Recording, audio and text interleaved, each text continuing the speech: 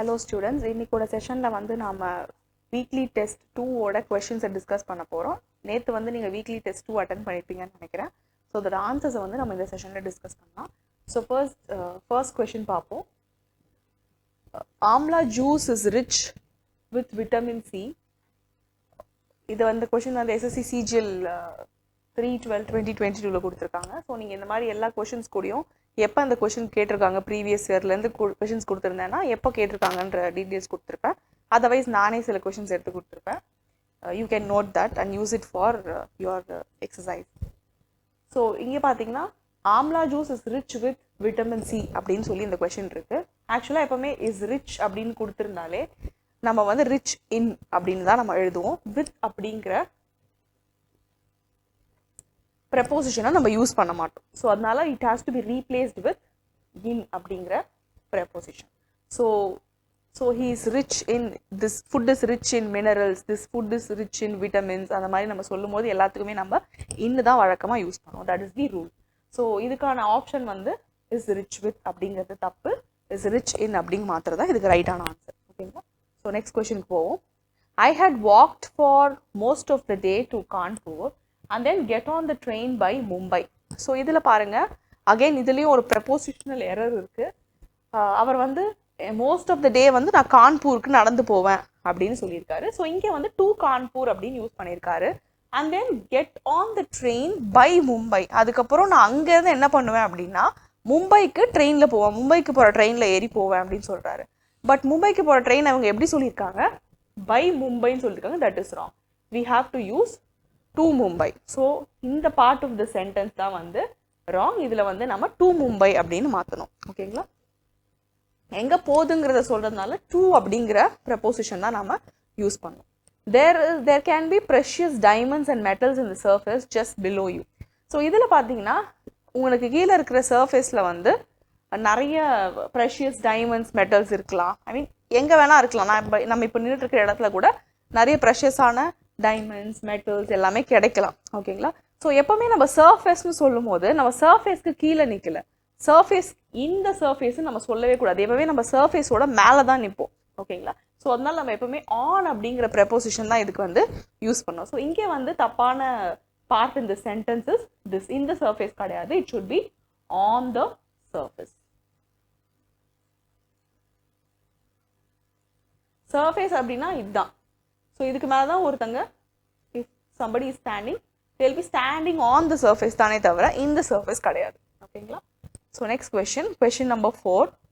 She performed the task at the best of her ability. So இதில் என்ன தப்புன்னு பார்த்தீங்கன்னா அட் கிடையாது, டு த பெஸ்ட். அவங்களோட பெஸ்ட்டுக்கு நம்ம டூ தான் யூஸ் பண்ணுவோம். It is to the best அப்படின்னு சொல்லுவோம். இட் இஸ் அட் த பெஸ்ட்னு சொல்ல மாட்டாங்க. ஓகேங்களா? ஆனால் குட் யூஸ் பண்ணும்போது அட் யூஸ் பண்ணுவோம். ஓகேங்களா? So the task to the best. So இங்கே வந்து அட் வரக்கூடாது, டூ தான் வரணும். So that is the wrong part of the sentence. So we have to change it to the best. So இந்த ப்ரெப்போசிஷன்ஸ்லாம் நமக்கு வந்து என்னதான் நம்ம ரூல்ஸ் படித்தாலும் ஒன்லி வென் வி ரீட் இது வந்து தப்பான ப்ரெப்போசிஷன் நமக்கு தோணும். ஓகேங்களா? நிறைய ரீட் பண்ணும்போது உங்களுக்கே தெரியாமல் சப்கான்ஷியஸாக you will be learning all those words. எப்படி ஒரு சென்டென்ஸில் ஸ்ட்ரக்சர் இருக்குது, எந்த மாதிரி வேர்ட்ஸோட எந்த மாதிரி ப்ரெப்போசிஷன்ஸ் யூஸ் பண்ணுறாங்க அப்படிங்கிறது வந்து நீங்கள் நிறைய ரீட் பண்ணும்போது உங்களுக்கு தானாகவே வந்து அது சப்கான்ஷியஸில் ஸ்டோர் ஆகிடும். ஸோ ரீட் மோர். நீங்கள் என்னதான் ரூல் பவுண்டாக ஒரு விஷயத்தை கற்றுக்கிட்டாலும் அதை வந்து நம்ம ரீடிங் ஹேபிச்சுவல் ரீடிங்கில் கற்றுக்கிறது வந்து ரொம்ப ரொம்ப ஈஸியான விஷயமும் கூட, அது ரொம்ப இஃபெக்டிவான விஷயமும் கூட. ஸோ உங்களுக்கு கான்ஷியஸாக எல்லாமே இதுக்கு தப்புன்றது உங்களுக்கு எக்ஸாம்லேயே தோண வைக்கும். ஓகேங்களா? So please do read. நம்ம நெக்ஸ்ட் கொஸ்டினை பார்ப்போம். During the 17th century there were great developments at the sphere of knowledge. So sphere of knowledge அப்படிங்கிறது நம்ம வந்து ரொம்ப பெரிய sphere of knowledge. You know it's vast.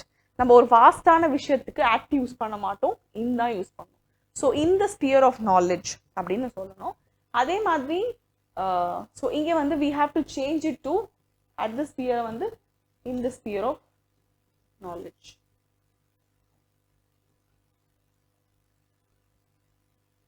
So at the sphere of knowledge there is a prepositional error. So at must be replaced with in. அதே மாதிரி next question பார்ப்போம். Aid workers have delivered vast quantities of food on the refugee camps. So இதை deliver பண்ணுறாங்க, எங்கே deliver பண்ணுறாங்க அப்படின்னு தான் கேட்போம். ஸோ டு விச் பிளேஸ் தான் வருமே தவிர ஆன் விச் பிளேஸ் அப்படின்னு வராது. Delivered to, I have delivered it to அப்படின்னு தான் சொல்லுவோம். ஐ ஹவ் டெலிவர்ட் ஆன் அப்படின்னு சொல்ல மாட்டோம், ஐ ஹவ் டெலிவர்ட் இட் டூன்னு தான் சொல்லுவோம். ஸோ வாஸ்ட் குவான்டிட்டிஸ் ஆஃப் ஃபுட்டை எங்கே டெலிவர் பண்ணுறாங்க அப்படின்னு பார்த்தா டு த ரெஃப்யூஜி கேம்ப்ஸ் தானே தவிர ஆன் த ரெஃப்யூஜி கேம்ப்ஸ் கிடையாது. ஓகேங்களா? ஸோ இங்கே வந்து இந்த ப்ரெப்போசிஷன் தப்பு. Next, sometimes I act like a fool and she has to step in to save me. So இதில் என்ன தப்பாக இருக்கும்னு யோசிச்சு பாருங்க. ஸோ சில டைம் நான் வந்து ஃபூலாக பிஹேவ் பண்ணுவேன், அவங்க தான் வந்து அதில் தலையிட்டு என்னை வந்து காப்பாற்றுவாங்க அப்படின்னு சொல்கிறாங்க. So sometimes I act like a fool, I'll act as like a fool. இந்த sentence part of the sentence correct. அதுக்கப்புறம் அண்டை வச்சு இதை ஜாயின் பண்ணியிருக்காங்க இந்த கன்ஜங்ஷன் வச்சு. she has to step in to save me. So நம்ம ஆல்ரெடி பார்த்துருக்கோம், இன்டு அப்படிங்கிறது ஒரு மோஷனை குறிக்கும். ஓகேங்களா? ஸோ இங்கேருந்து அதுக்குள்ளே அவங்க வந்து ஜம்ப் பண்ணாங்க, ஃப்ளை பண்ணாங்க அப்படின்னு அர்த்தம். ஸோ மோஷன், ஸோ இன் உள்ள போது டுவர்ட்ஸ் தட் பர்டிகுலர் திங் போகுது. ஓகேங்களா? பட் ஸ்டெப் இன் டு அப்படின்னு நீங்கள் யூஸ் பண்ணியிருக்கிறது வந்து ஒரு ஃப்ரேசல் வேர்ப்.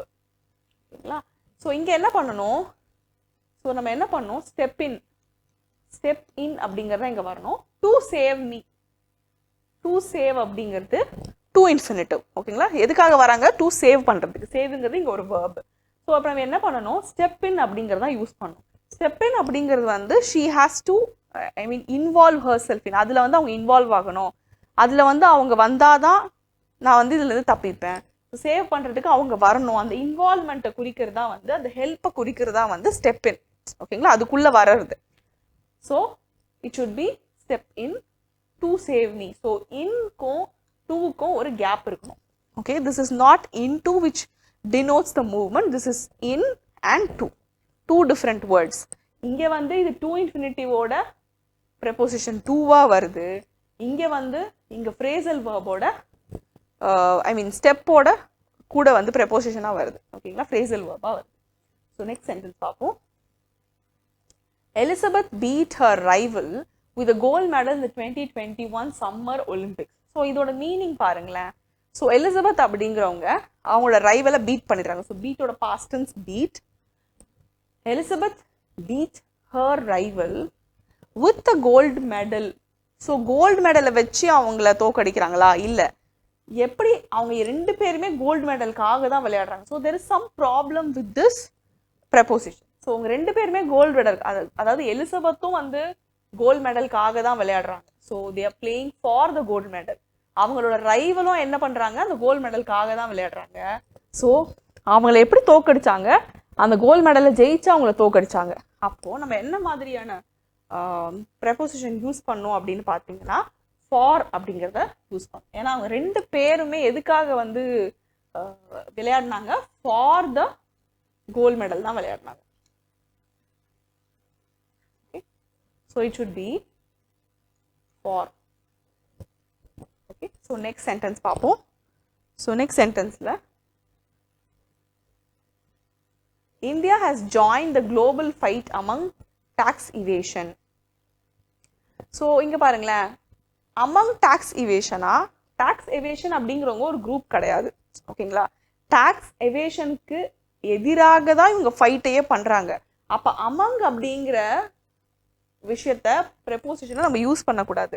எப்படி என்ன யூஸ் பண்ணோம், அதை எதிர்க்கிறதுனால அகேன்ஸ்ட் அப்படிங்கிற ப்ரெப்போசிஷனை தான் நம்ம வந்து யூஸ் பண்ணோம். ஸோ இந்தியா வந்து ஒரு குளோபல் ஃபைட்டில் ஜாயின் பண்ணுறாங்க. அந்த குளோபல் ஃபைட் யாரை எதிர்த்து ஃபைட் பண்ணிட்டு இருக்கு அப்படின்னு பார்த்தீங்கன்னா டாக்ஸ் இவேஷனை, ஐ மீன் டாக்ஸ் இவேஷனை எதிர்த்து ஃபைட் பண்ணிட்டு இருக்கு. ஸோ அகேன்ஸ்ட் டாக்ஸ் இவேஷன் அப்படின்னு சொல்கிறாங்க.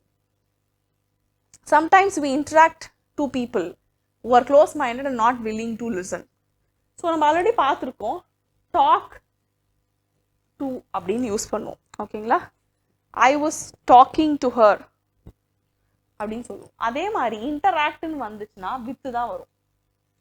ஐ வாஸ் இன்டராக்டிங் வித் ஹர் அப்படின்னு தான் நம்ம சொல்லுவோம். எப்படி டாக்குக்கு டூ யூஸ் பண்ணுறோமோ அதே மாதிரி இன்டராக்டுக்கு வித்துங்கிற ப்ரெப்போசிஷன் தான் யூஸ் பண்ணுவோம். இங்கே பார்த்தீங்கன்னா சம்டைம்ஸ் நம்ம வந்து ஒரு சில பீப்புளோட இன்டராக்ட் பண்ணுவோம், அவங்க க்ளோஸ் மைண்டடாக இருப்பாங்க, அவங்க எப்பவுமே நம்மள லிசன் பண்ணவே மாட்டாங்க அப்படின்னு சொல்கிறாங்க. ஸோ இங்கே வந்து இன்டராக்டோட என்ன வரணும், வித் தான் வரணும், டூ வரக்கூடாது. ஓகேங்களா? டூ கிடையாது, இதுதான் கரெக்டான preposition. So next question, both of my parents are dependent on my salary of their living. So என்னோட ரெண்டு பேரண்ட்ஸும் என்ன டிபெண்ட் பண்ணி இருக்காங்க அவங்களோட வாழ்வாதாரத்துக்காக. அப்போ ஆஃப் தேர் லிவிங் கிடையாது, லிவிங் வந்து இந்த சேலரியோட பார்ட் கிடையாது. அவங்க லிவிங்கே எதை சார்ந்து இருக்கு, என்னோட சேலரியை சார்ந்து இருக்கு. ஸோ அப்போ எதனால் அப்படின்னு சொல்றதுக்கு நம்ம ஃபார் யூஸ் பண்ணுவோம். ஓகேங்களா?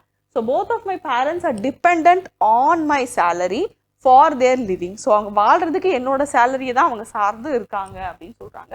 ஸோ இங்கே வந்து நாம ஆஃப்க்கு பதிலாக ஃபார் யூஸ் பண்ணோம். ஸோ நெக்ஸ்ட் கொஸ்டின்,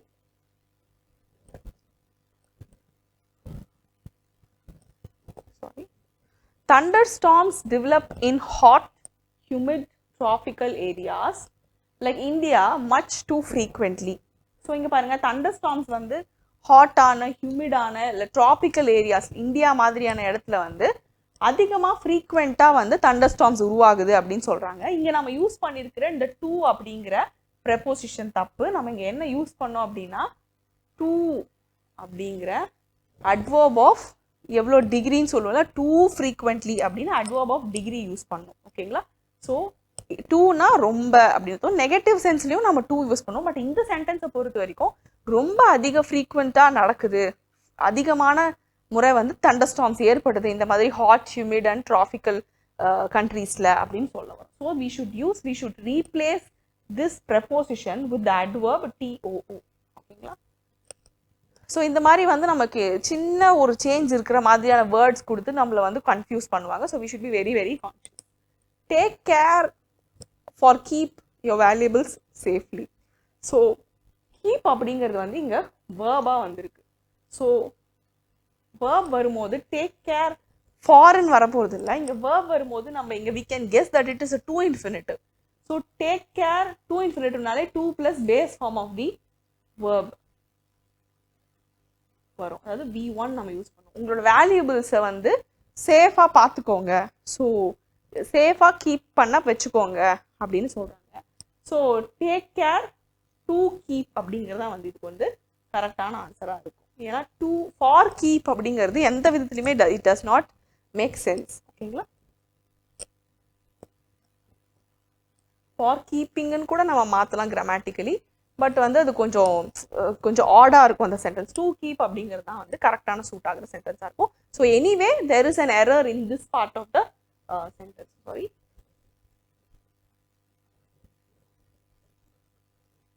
ஸோ எங்கே நமக்கு எரர் இருக்குன்னு பார்த்தீங்கன்னா இந்த பர்டிகுலர் பார்ட், அதாவது சி பார்ட்டில் தான் வந்து நமக்கு எரர் இருக்கு. ஓகேங்களா?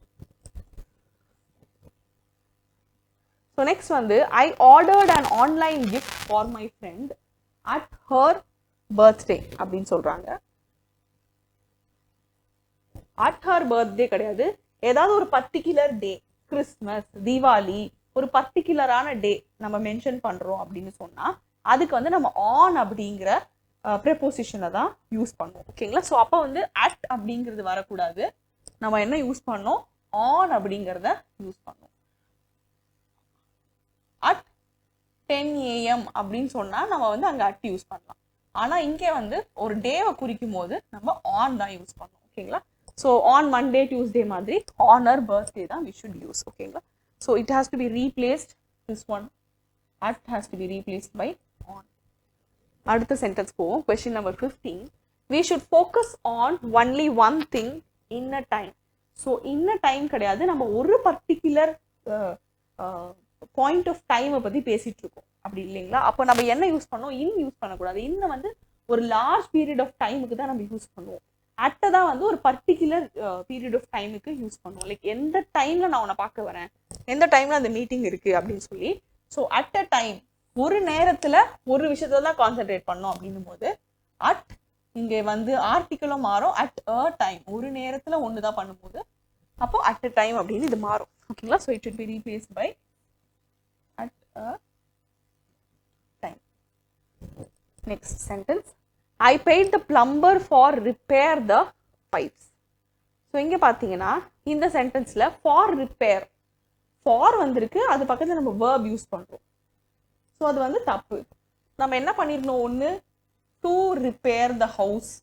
டு ரிப்பேர், இதுக்கு முன்னாடி நம்ம பார்த்தோம் இல்லையா ஒரு சென்டென்ஸ், டு கீப்பா இல்லை ஃபார் கீப்பிங்கா. ஸோ ஃபார் வந்துச்சுன்னா எப்பவுமே என்ன வரணும், ப்ரெப்போசிஷன் ஃபார் வந்துச்சுன்னா நம்ம என்ன பண்ணணும், வேர்பை யூஸ் பண்ண முடியாது.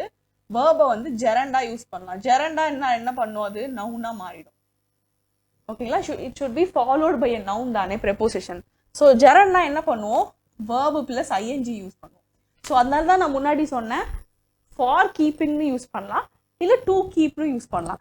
அதே மாதிரி கான்டெக்ட் தான் நான் இங்கேயும் யூஸ் பண்ணுறேன். ஐ பெய்ட் த பிளம்பர். பிளம்பருக்கு எதுக்காக நான் காசு கொடுத்தேன்னு பார்த்தீங்கன்னா பைப்பை ரிப்பேர் பண்ணுறதுக்கு. So it should be to infinitive. டூவோட base form of the verb use பண்ணுற, sorry, it should be to repair or for repairing அப்படின்னு வரணும். ஓகேங்களா, இதில் எது ரொம்ப கரெக்டான இதாக இருக்கும்னு பார்த்தீங்கன்னா டு ரிப்பேர் அப்படிங்கிறது தான் கரெக்டாக இருக்கும். ஏன்னா சென்ஸ் வந்து நான் வந்து ரிப்பேர் பண்ணது காரணத்துக்காகவே அவங்களுக்கு காசு கொடுத்த மாதிரி காசு கொடுத்தேன் அப்படிங்கிறது வந்து ஃபார் ரிப்பேரிங்ன்ற சென்ஸில் வரும். ஆனால் வந்து நான் பிளம்பரை வந்து அந்த பைப் ரெடி பண்ணுறதுக்காக காசு கொடுத்தேன் அப்படின்னு சொல்கிறது வந்து டு ரிப்பேர் அப்படிங்கிற மாதிரி சென்ஸில் வரும். ஸோ டு ரிப்பேருங்கிறது மோஸ்ட் அப்ராப்ரியேட்டாக இருக்கும். So anyways we will have this part which has the grammatical error. ஓகேங்களா, ஸோ நெக்ஸ்ட் சென்டென்ஸ் பாருங்க. The children jumped at joy when they saw the slides in the park. அந்த பார்க்ல இருக்க ஸ்லைட்ஸை பார்க்குறாங்க, அதனால அவங்க ரொம்ப மகிழ்ச்சியில வந்து குதிக்கிறாங்க அப்படின்னு சொல்றாங்க சில்ட்ரன். ஸோ அங்க வந்து என்ன ப்ராப்ளம் நம்ம ஆல்ரெடி பார்த்துருக்கோம். இந்த மாதிரி ஜாய் இல்லை ரொம்ப ஹாப்பினஸை குறிக்கும் போது நம்ம என்ன யூஸ் பண்ணுவோம், அட் யூஸ் பண்ண மாட்டோம், வித் யூஸ் பண்ணுவோம். ஆல்ரெடி நம்ம பார்த்துருக்கோம் வித் பற்றின ரூல்ஸ் பார்க்கும்போது. So it should be the children jumped with Joy when they saw the slides in the park. So it should be replaced, at should be replaced by with. So இதுதான் இதுக்கான answer. Next பார்த்தீங்கன்னா, one of the greatest responsibilities of a scientist is that his discoveries and inventions are utilized for the overall development of the nation. So ஒரு சயின்டிஸ்டோட அதிகபட்சமான responsibility என்ன அப்படின்னு பார்த்தீங்கன்னா, அவரோட டிஸ்கவரிஸும் இன்வென்ஷன்ஸும் வந்து நம்மளோட நேஷனோட டெவலப்மெண்ட்டுக்கு யூஸ் பண்ணுவாங்க. ஓகேங்களா, இதுதான் இந்த சென்டென்ஸ். ஸோ இதில் என்ன ப்ராப்ளம் இருக்குது அப்படின்னு பார்த்தீங்கன்னா, so are utilised for the, எதுக்காக யூஸ் பண்ணுறாங்க, நாட் டு. ட்ராவல் பண்ணும்போது நம்ம டு யூஸ் பண்ணுவோம்.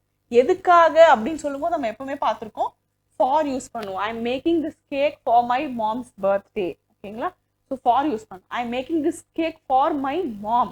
ஸோ அந்த பர்சனை குறிக்கும் போதும் அது எதுக்காகன்ற ரீசனை சொல்லும் போதும் நம்ம எப்பவுமே ஃபார் அப்படிங்கிற வார்த்தையை தான் யூஸ் பண்ணுவோம். So it should be for the overall development of the nation. ஓகேங்களா,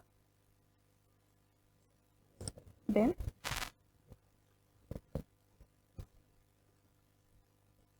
so we had a long discussion at a cup of coffee.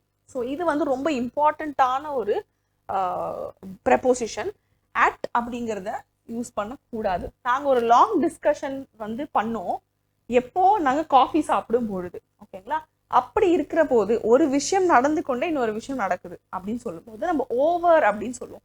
நாங்கள் லஞ்சு சாப்பிட்டுக்கிட்டே மீட்டிங் அட்டன் பண்ணோம் அப்படின்னு சொல்லும்போது ஓவர் அப்படிங்கிற வார்த்தையை யூஸ் பண்ணுவோம்.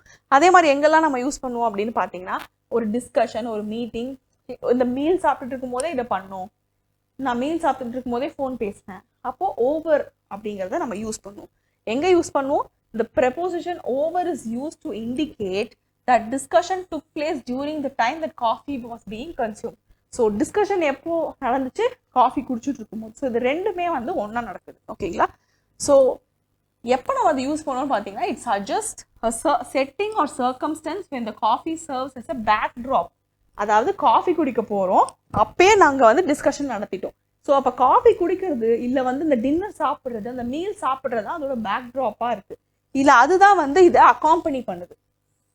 ஏதோ அக்காம்பனி பண்ணுது, அந்த மீட்டிங்கை அக்காம்பனி பண்ணுது. ஓகேங்களா, வெறுமனே மீட்டிங் நடக்கிறதுக்கும் காஃபி சாப்பிட்டுக்கிட்டே இல்லை வந்து மீலோட மீட்டிங் நடக்கிறதுக்கும் டிஃப்ரென்ஸ் இருக்குது. ஸோ அந்த மாதிரி கான்டெக்ட்ஸை நம்ம வந்து ஓவர் அப்படிங்கிற வார்த்தையை யூஸ் பண்ணுவோம், அட் அப்படிங்கிற வார்த்தையை யூஸ் பண்ண மாட்டோம். So we had a long discussion over a cup of coffee. ஓகேங்களா, ஸோ இதுதான் வந்து இதுக்கான ஆன்சர். ஸோ நெக்ஸ்ட் சென்டென்ஸ் பாருங்க. He married with a rich heiress last year. So heiress அப்படின்னா, ஹேர்னா வாரிசு, ஆண் வாரிசு. பெண் வாரிசு. ஹேர் அப்படிங்கிறதுக்கு அவங்களோட இன்ஹெரிட்டன்ஸா நிறைய சொத்து வந்திருக்கு. ஓகே, இந்த குடும்பத்துல பிறந்தனால அவங்களோட சொத்தெல்லாம் வந்திருக்கு அப்படின்னு சொல்லுவாங்க. ரிச் ஹேரஸ்னா அந்த குடும்பத்தோட வாரிசு, சொத்துக்கெல்லாம் வாரிசு அப்படின்னு வச்சுக்கோங்களேன். அப்படி ஒருத்தரை வந்து அவர் ஹி மேரிட் அப்படின்னு சொல்றாங்க. ஸோ எப்பவுமே மேரிடுன்னு சொன்னாலே நம்ம எந்த ப்ரெப்போசிஷனுமே யூஸ் பண்ண மாட்டோம். So it should be with அப்படிங்கிற ப்ரெப்போசிஷனை நம்ம இங்க ரிமூவ் பண்ணிடணும். ஓகேங்களா? ஸோ அதனால it should be he married rich heiress last year அப்படிங்கிறதா இதுக்கு கரெக்டான answer. Next, it is nothing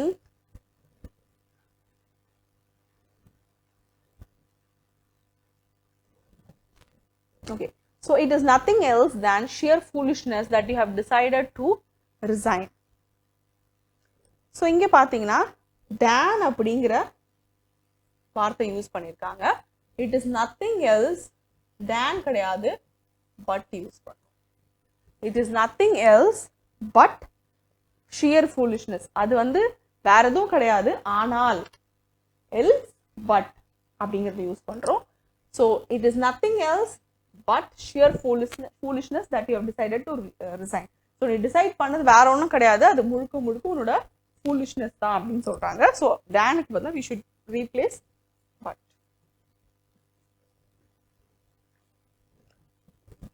next sentence, he was late for school and punished. He was late for school and punished. so and கிடையாது, இங்க பாத்தீங்கன்னா he was late for school. அவன் என்ன ஆனா ஸ்கூலுக்கு லேட்டா வந்தான். ஓகேங்களா? அதனால அவனை பனிஷ் பண்ணாங்க. இப்ப and அப்படிங்கிற கன்ஜங்ஷன் ரெண்டு ஈக்குவலான விஷயத்த சொல்றதுக்கு தான் நம்ம வந்து and அப்படின்னு யூஸ் பண்ணுவோம். பட் இதனால இது நடந்துச்சு அப்படின்னு சொல்லி கான்சிக்வன்ஸை சொல்லும் போது நம்ம சோ அப்படிங்கிற கன்ஜங்ஷன் தான் யூஸ் பண்ணுவோம் இல்லைங்களா? அப்போ என்னவா வந்திருக்கும், he was late for school so he was punished, இல்ல so punished. so it should be replaced by so. so he was late for school and so he was punished, இல்ல so he was punished, or it should be so punished. ஓகேங்களா? so அப்போ for andக்கு பதிலா we should use so. so இங்க வந்து கன்ஜங்ஷன்ல தான் வந்து error இருக்கு. next, they had hardly completed half of the work than the boss called them. They had hardly completed half of the work. so அப்பதான் அவங்க பாதி ஒர்க் கூட முடிச்சிருப்பாங்க, அப்ப கூட முடிக்கல. than அப்படின்னு வரக்கூடாது, அந்த time குறிக்கிறதுனால we should use when. ஓகேங்களா? so they had hardly completed half of the work when the boss called them அப்படிங்கறதா நம்ம வந்து. so இது வந்து ஒரு கன்ஜங்ஷன் பேர் கத்துக்கோங்க. ஹார்ட்லி வந்துச்சுன்னா நம்ம வந்து when யூஸ் பண்ணுவோம். நம்ம வந்து கிளாஸ்ல சில லிஸ்ட் ஆஃப் கன்ஜங்ஷன்ஸ் பார்த்துருக்கோம், அதுல வந்து you can add this as well. ஓகேங்களா? ஸோ ஹார்ட்லி வந்துச்சுன்னா when வரணும். அதே மாதிரி ஐதர் வந்துச்சுன்னா ஆர் யூஸ் பண்ணுவோம், நைதர் வந்துச்சுன்னா நார் யூஸ் பண்ணுவோம், நாட் ஓன்லி வந்துச்சுன்னா பட் ஆல்சோ யூஸ் பண்ணுவோம், வெதர் வந்துச்சுன்னா ஆர் யூஸ் பண்ணுவோம். ஸோ அதே மாதிரி ஹார்ட்லி வந்துச்சுன்னா when யூஸ் பண்ணுவோம். So next, this dog seems to be very ferocious, otherwise it is harmless. But இங்க பாருங்களேன், இந்த டாக் வந்து பார்க்க ஃபெரோஷியஸா இருக்கு, அதர்வைஸ் இட் இஸ் ஹார்ம்லெஸ் அப்படின்னு சொல்றாங்க. அதர்வைஸ் அப்படிங்கிற வார்த்தை இங்க கரெக்டா வருமா அப்படின்னு பார்த்தா no, it won't come. So நம்ம என்ன யூஸ் பண்ணோம் அப்படின்னு பார்த்தீங்கன்னா பட் அப்படிங்கிறதா யூஸ் பண்ணோம். அதர்வைஸ் அப்படின்னா இல்ல அப்படிங்கிற மாதிரி மீனிங் வரும். ஒரு கான்ட்ராஸ்ட் ஷோ பண்ற மாதிரி வந்து அதர்வைஸ் அப்படிங்கிற வார்த்தை இல்லை, பட் அப்படிங்கறதா வந்து எக்ஸாக்டா கான்ட்ராஸ்ட ஷோ பண்ற மாதிரி இருக்கு. ஓகேங்களா? ஸோ நம்ம அப்ப என்ன யூஸ் பண்ணோம் அப்படின்னு பாத்தீங்கன்னா அதர்வைஸ் கிடையாது, பட். பாக்குறதுக்கு அந்த நாய் வந்து ரொம்ப ஃபெரோஷியஸா தெரியுது, ஆனா உண்மையிலே வந்து அது ஒரு ஹார்ம்லெஸ்ஸான டாக் அது அப்படின்னு சொல்றாங்க. ஓகேங்களா?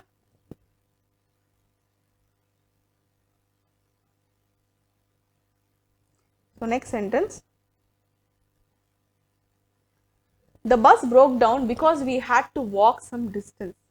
bus break down ஆயிடுச்சு, அதனால நாங்க கொஞ்சம் தூரம் நடந்து போனோம். அப்ப பிகாஸ்ன்னு வருமா? இல்ல, இதோட கான்சிக்வன்ஸா தான் இது நடக்குதுங்கிறதுனால நம்ம என்ன பண்ணோம், பிகாஸ் அப்படிங்கறத யூஸ் பண்ணக்கூடாது, சோ அப்படிங்கறத தான் யூஸ் பண்ணோம். பஸ் பிரேக் டவுன் ஆயிடுச்சு, அதனால நாங்க நடந்து போனோம் அவ்வளவு தூரம், இல்ல சம் டிஸ்டன்ஸ் நடந்து போனோம் அப்படின்னு சொல்றதுக்கு the bus broke down so we had to walk some distance, அதனால நாங்க நடக்க வேண்டிய நிலைமையே ஆயிடுச்சு அப்படின்னு சொல்றோம். so it should be replaced by so.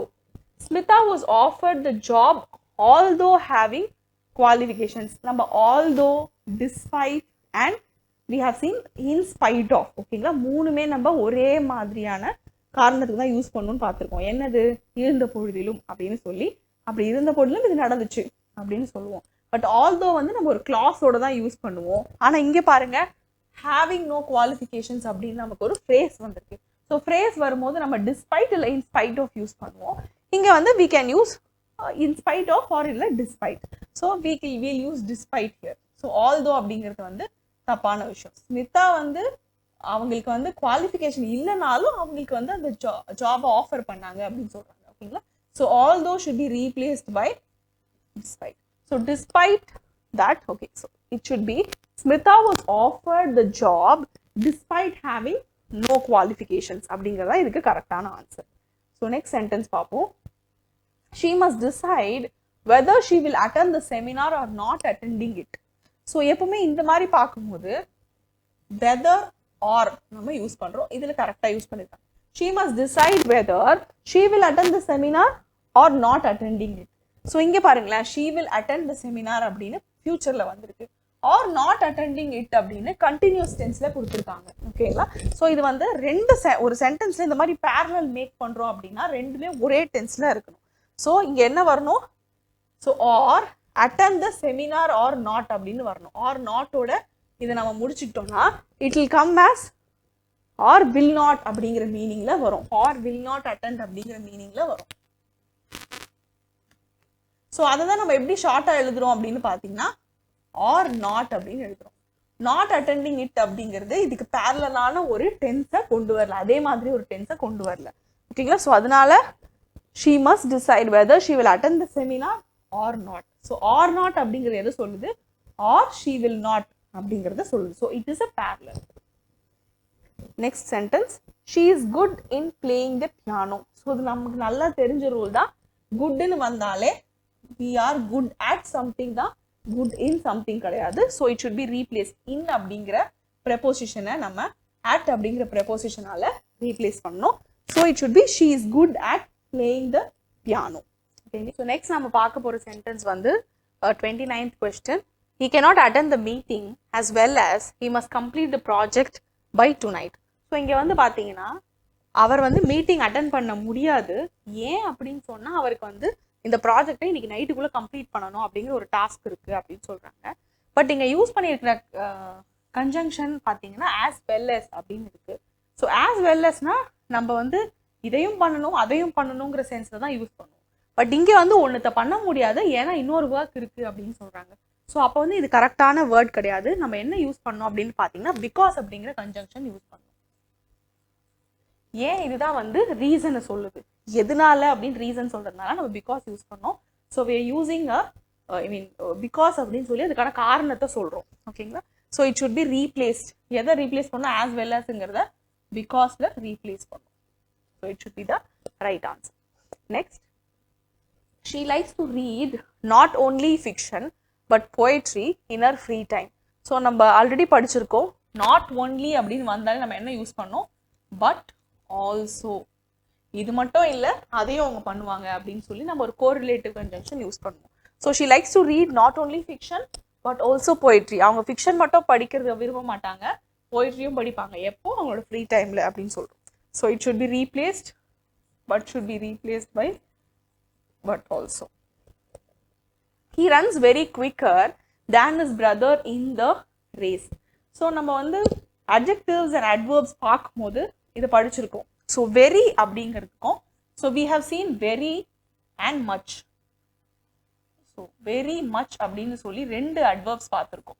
So இது வெரியை நம்ம எங்கே யூஸ் பண்ணுவோம் அப்படின்னு பார்த்தீங்கன்னா பாசிட்டிவ் டிகிரியில் யூஸ் பண்ணுவோம். ஓகேங்களா, ஆனால் மச் பாசிட்டிவ் டிகிரியில் ஒரு அட்ஜெக்டிவ் இருந்துச்சுன்னா அதுக்கு வெரி யூஸ் பண்ணுவோம்.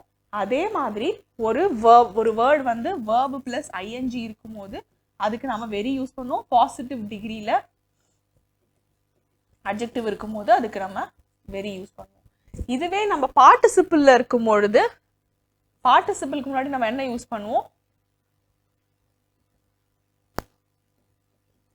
Participle means past participle. Past பார்ட்டிசிபிளுக்கு முன்னாடி நம்ம என்ன யூஸ் பண்ணுவோம், மச் யூஸ் பண்ணுவோம்.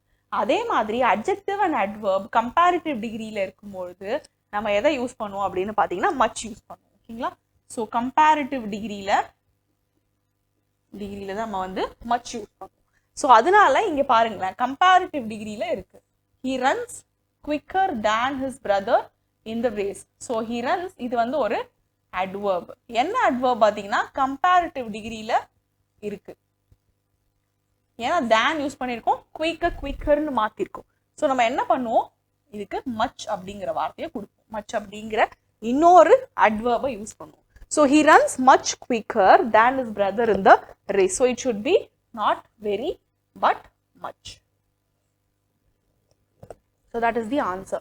The teacher explained the instructions too clearly that all students understood it immediately. So இங்க டூ வரக்கூடாது. டூவை எப்பவுமே நம்ம எப்படி யூஸ் பண்ணுவோம், நெகட்டிவ் சென்ஸை தான் யூஸ் பண்ணுவோம். அதாவது டீச்சர் வந்து இன்ஸ்ட்ரக்ஷன்ஸை ரொம்ப கரெக்டாக கொடுத்தாங்க, எக்ஸ்பிளைன் பண்ணாங்க, அதனால ஸ்டூடெண்ட்ஸ் எல்லாரும் உடனே அதை அண்டர்ஸ்டாண்ட் பண்ணிக்கிட்டாங்க அப்படின்னு சொல்றாங்க. So too clearly to understand. So the teacher's instruction was not இப்போ நம்ம எதுக்கு யூஸ் பண்ணுவோம், it was too hot to go out அந்த மாதிரி யூஸ் பண்ணுவோம். It was too loud to hear அப்படிங்கிற மாதிரி யூஸ் பண்ணுவோம். ஓகேங்களா? ரொம்ப சத்தமானால எங்களால் எதையுமே கான்சென்ட்ரேட் பண்ணி கேட்க முடியல அப்படிங்கிற சென்ஸ்ல யூஸ் பண்ணால் டூ லவுட் டு ஹியர் அப்படிங்கிற மாதிரி யூஸ் பண்ணுவோம். Too hot to hold the bowl, ரொம்ப பவுல் சூடாக இருந்தது அதனால என்ன பிடிக்க முடியல அப்படிங்கிற சென்ஸ்ல டூ யூஸ் பண்ணுவோம். அப்போ இங்கே நம்ம டூ யூஸ் பண்ணக்கூடாது. ரொம்ப கிளியரா சொன்னாங்க அப்படின்னு சொல்றதுக்கு நம்ம என்ன யூஸ் பண்ணோம், so யூஸ் பண்ணோம். So the teacher explained the instructions so clearly that all the students understood it immediately. ஓகேங்களா? understood them immediately. So it should be so clearly. Next question. She rarely seldom comes to class on time which affects her grades. So அவங்க வந்து எப்பயாச்சும் தான் கிளாஸ்க்கு வராங்க, அதனால அவங்க grades affect ஆகுது. ஸோ ஹார்ட்லி, ரேர்லி, செல்டம் இதெல்லாம் யூஸ் பண்ணால் அந்த விஷயத்த நெகேட் பண்ணுது அப்படின்னு அர்த்தம், அதுக்கு ஆப்போசிட்டான மீனிங் கொடுக்குது அப்படின்னு அர்த்தம். ஸோ நம்ம இங்கே ரெண்டு நெகேஷன் யூஸ் பண்ணியிருக்கோம். So we will remove this. So it should be she rarely comes to class on time which affects her grades. So அவங்க கிளாஸுக்கு எப்பயாச்சும் தான் வருவாங்க, அது வந்து அவங்களோட கிரேட்ஸை அஃபெக்ட் பண்ணுது அப்படின்னு சொல்லி யூஸ் பண்ணலாம். Next, I nearly have finished all the work assigned to me yesterday. So நம்ம பார்த்துருக்கோம் adverb of degree வந்து எங்கே யூஸ் பண்ணுவோம், ஃபஸ்ட்டு வந்து சப்ஜெக்ட் வரணும், அதுக்கப்புறம் ஆக்சிலரி வேர்ப் வரணும். எப்பவுமே அது மிடில் தான் நம்ம யூஸ் பண்ணுவோம். ஆக்சிலரி வேர்ப், அதுக்கப்புறம் adverb of subject plus auxiliary verb plus adverb of degree plus main verb.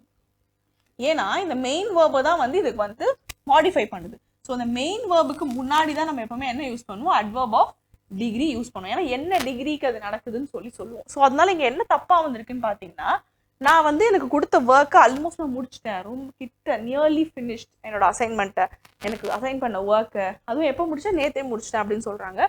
So it should B I have, auxiliary verb have அதுக்கப்புறமா வரணும். I have nearly finished. இதுதான் வந்து இதுக்கு கரெக்டான answer. So it should B have nearly.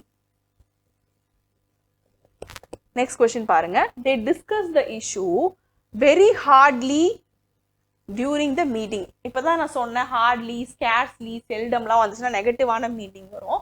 So இதை நம்ம எப்படி மாற்றணும் அப்படின்னு பார்த்தீங்கன்னா very hard அப்படிங்கிற adverb-ஆ மாற்றணும். So it should B very hard. ரொம்ப ஹார்டாக அந்த இஷ்யூவை பற்றி டிஸ்கஸ் பண்ணாங்க, எப்போ மீட்டிங் அப்போ அப்படின்னு சொல்கிறாங்க. So it should be very hard. So இங்கே அதுக்கான எக்ஸ்பிரஷன் இருக்கும் பாருங்க. இந்த correct word should be used வந்து hard with means with a lot of effort. So நிறைய எஃபர்ட் போட்டு அவங்க அந்த விஷயத்தை டிஸ்கஸ் பண்ணுறாங்க when the meeting was going on, during the meeting. ஓகேங்களா? ஸோ நெக்ஸ்ட் கொஸ்டின் பார்ப்போம். The movie started as late as midnight which was unexpected. as late as midnight அப்படிங்கிறது இங்கே கரெக்டான பாயிண்ட் கிடையாது. as late as அப்படிங்கிறத ஒரு point of டைமுக்கு நாம சொல்ல மாட்டோம். ஓகேங்களா? ஸோ நம்ம இப்போ at midnight அப்படின்னு சொல்லும்போது நம்ம என்ன மாதிரி ப்ரெப்போசிஷன் யூஸ் பண்ணுவோம், at அப்படிங்கிற ப்ரெப்போசிஷன் யூஸ் பண்ணுவோம். Because we are referring to one point. Okay, night இல்லை at midnightனு ஒரு பாயிண்ட் நம்ம சொல்கிறோம். ஓகே, ஸோ அதனால as late as வராது, we should use at. So it should be The movie started at midnight, which was unexpected. ஆனா நம்ம எங்க use பண்ணலாம்? as late asங்கிறத கம்பேரிட்டிவ்ல யூஸ் பண்ணோம். she was as late as அப்படின்னு யூஸ் பண்ணலாம். she was as late as Sumathi அப்படின்னு use பண்ணலாம். ஓகேங்களா? so we are comparing two people, two things, அது ரெண்டுமே ஒரே மாதிரி நடக்குது. he completed the exam most quickly than anyone else in the class. So அவன் வந்து மற்ற எல்லாரை விட சீக்கிரமா எக்ஸாமை முடிச்சிட்டான். ஸோ மோஸ்ட் அப்படிங்கிறத நம்ம சூப்பர்லேட்டிவ் டிகிரிக்கு தான் யூஸ் பண்ணோம். கம்பேரிட்டிவ் டிகிரியில இருக்கு தேன்ங்கிறத யூஸ் பண்றாங்க. மற்ற எல்லாரோட கிளாஸ்ல அவர் தான் சீக்கிரமா முடிச்சாருன்னு சொல்றாங்க. ஸோ மோஸ்ட் அப்படிங்கிறத மோர் வச்சு ரீப்ளேஸ் பண்ணணும். Next sentence, she sings more beautifully than her sister does. So இதுல பாத்தீங்கன்னா எந்த ஒரு எரரும் நமக்கு தெரியல, ஏன்னா இது கம்பேரிட்டிவ் டிகிரியில இருக்கு. மோர் அப்படிங்கிற வார்த்தை யூஸ் பண்ணியிருக்காங்க. So it should be she sings more beautifully than her sister does. கரெக்டான வார்த்தை தான். ஸோ இதை வந்து பியூட்டிஃபுல் அப்படிங்கிறது வந்து more beautiful, beautiful, more beautiful, most beautiful adjectival form. இங்கே வந்து ஃபுல்லின்னு வந்திருக்கு, இது வந்து அட்வர்பியல் ஃபார்ம். ஸோ அதனால இது இப்படி தான் இருக்கும், கரெக்டான ஃபார்ம் தான். ஸோ கம்பேரிட்டிவ்ல அட்வர்பியல் ஃபார்ம் வந்திருக்கு. Next, the weather this winter has been unusually more cold than last year. So இது என்னவா வரணும் அப்படின்னு பார்த்தீங்கன்னா had been unusually more cold கிடையாது. நம்ம கோல்டை வந்து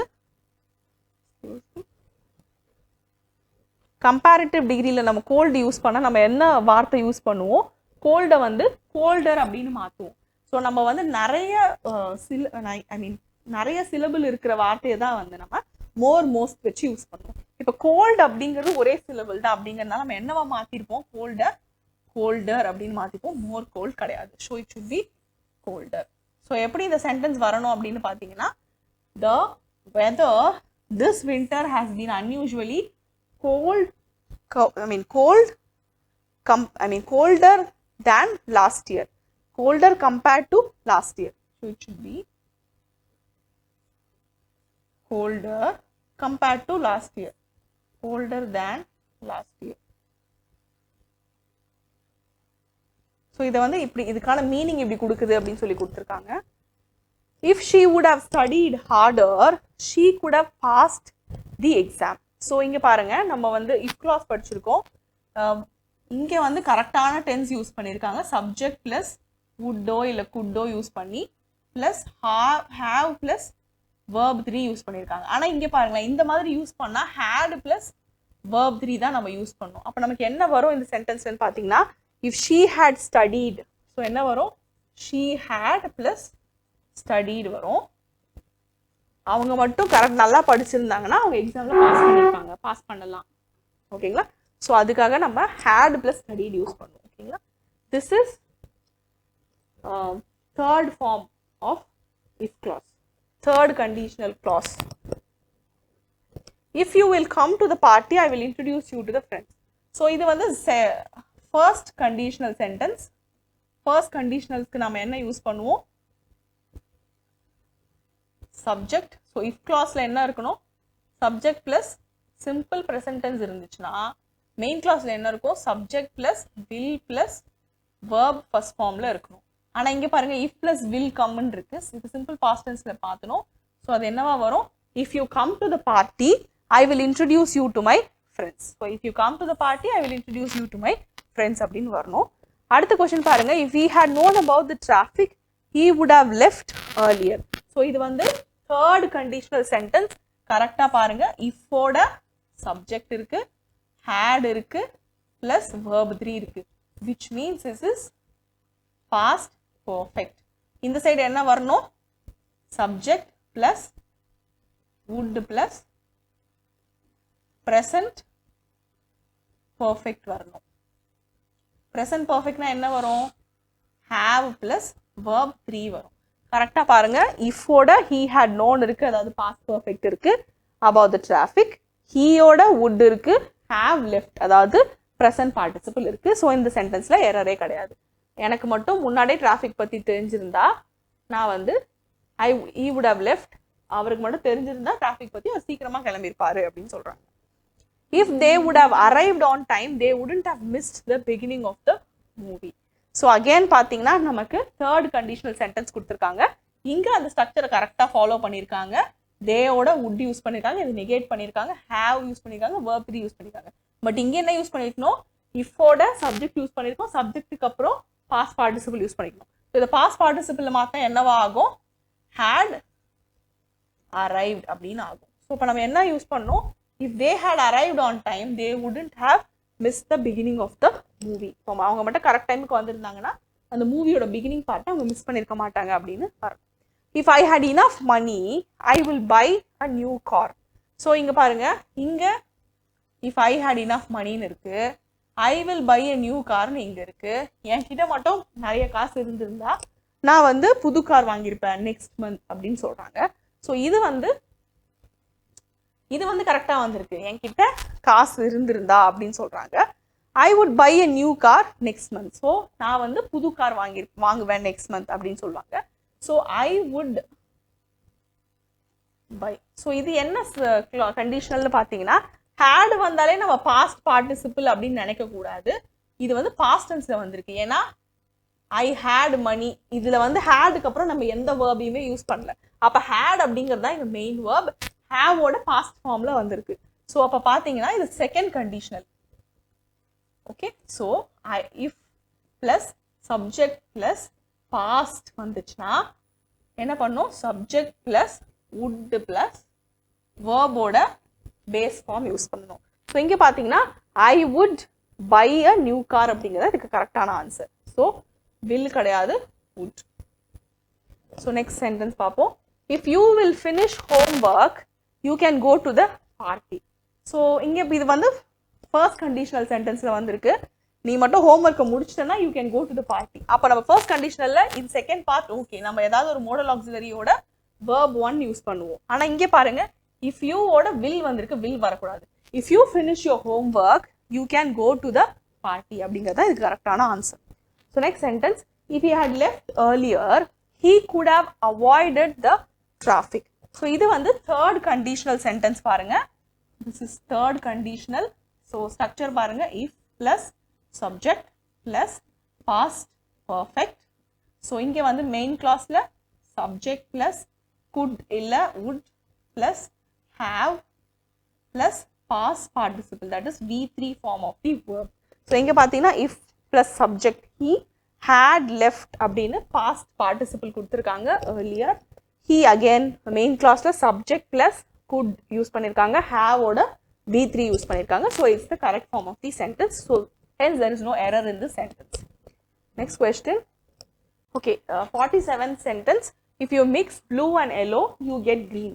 ஸோ இது வந்து ஜீரோ கண்டிஷனல்ல வந்திருக்கு. அதாவது எப்போ வந்து நம்ம ப்ளூவையும் எல்லோவையும் மிக்ஸ் பண்ணாலும் அது நமக்கு என்ன கலர் வரும் அப்படின்னு பார்த்தீங்கன்னா green கலர் வரும். So it's a universal fact, it's a truth, I mean universally ட்ரூத்தான ஸ்டேட்மெண்ட் அப்படிங்கிறதுனால நம்ம என்ன பண்ணணும், இதுக்கு ஜீரோ கண்டிஷனல் யூஸ் பண்ணணும். ஸோ நல்லா யோசிச்சு பாருங்க, ஜீரோ கண்டிஷனலுக்கு நம்ம யூஸ் பண்ண ஸ்ட்ரக்சர் என்ன, இஃபோட சப்ஜெக்டோட சிம்பிள் ப்ரெசன்ட் டென்ஸ் யூஸ் பண்ணுவோம், அதே மாதிரி மெயின் கிளாஸ்ல சப்ஜெக்டோட சிம்பிள் ப்ரெசன்ட் டென்ஸ் யூஸ் பண்ணுவோம். ஸோ ரெண்டு பக்கமுமே நம்ம சிம்பிள் ப்ரெசன்ட் டென்ஸ் யூஸ் பண்ணுவோம்.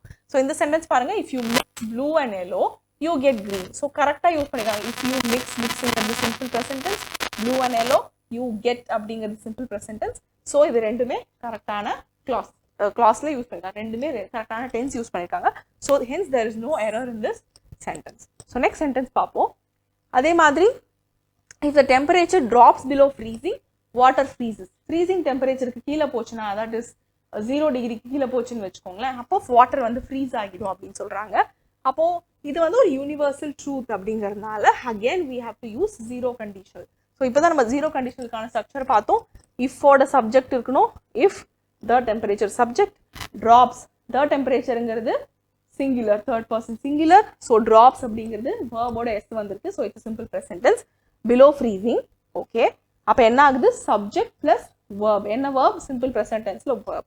வாட்டர் ஃப்ரீஸ் ஆகுது, வாட்டர் ஃப்ரீசஸ், ஃப்ரீசஸ்ங்கிறது சிம்பிள் ப்ரெசன்ட் டென்ஸ்.